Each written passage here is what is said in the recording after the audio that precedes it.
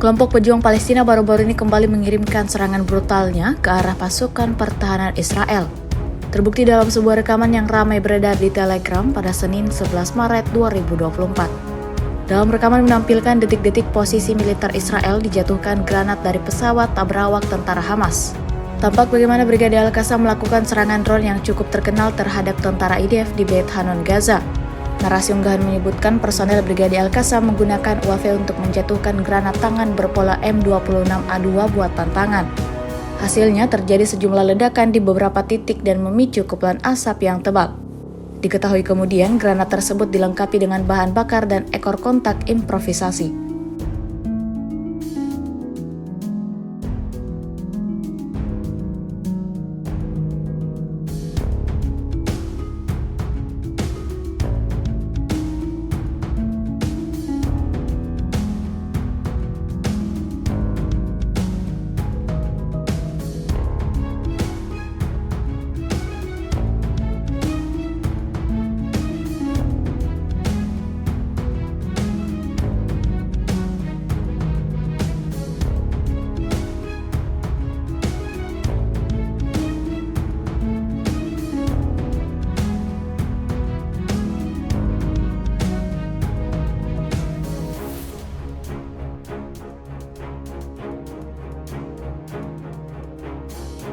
Download Tribun X sekarang, menghadirkan lokal menjadi Indonesia.